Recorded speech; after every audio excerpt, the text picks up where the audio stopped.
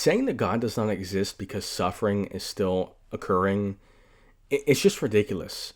And to be fair, most people say that God might exist, but a good moral God doesn't exist if suffering is happening. I just find that point ridiculous. Look, there are a ton of professional atheists and agnostics that bring up this point, and they view it as kind of a slam dunk win.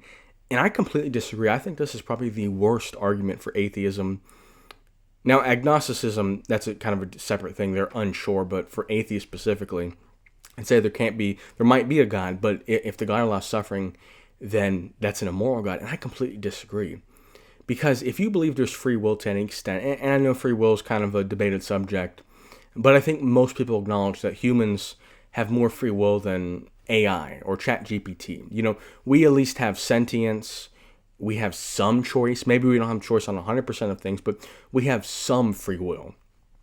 And if free will exists on the globe, or maybe on other planets as well, but specifically on the globe, then there will be suffering. There will be good things. There will be bad things. But that is almost a gift, because I would obviously rather be a human than a robot. A robot could be programmed to have the best life, but if you don't have any sentience and if you can't feel anything, then I don't even know what that would mean. So if you, in your ideal world, if you played God, which obviously there are a few issues with that, because why can you overrule God? If God says something's moral, I don't know how you could step in and say, actually, you're wrong.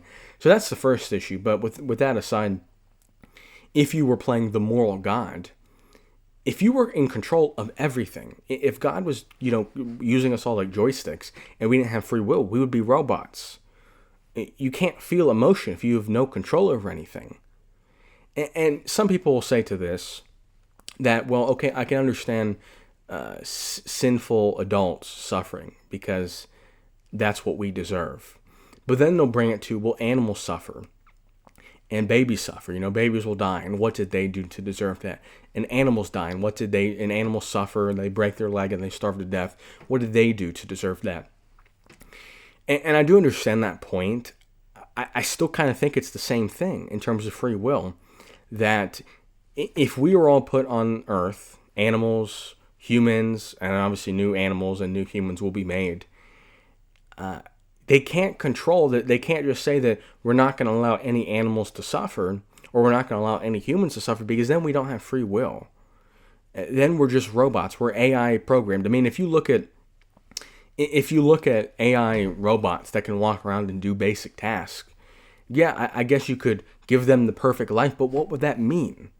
I don't even know what that would mean. So I would say that although there's obviously downsides to humans being in full control of our quality of life on Earth, that I would still say it's better than not having it, if that makes sense. I would still say that it would be better to have the chance to experience good things than to never have the chance and eliminate the chance of having bad things, if that makes sense. I think that giving people the opportunity to have free will, in my mind, would be morally better than us all just being robots that can't choose anything.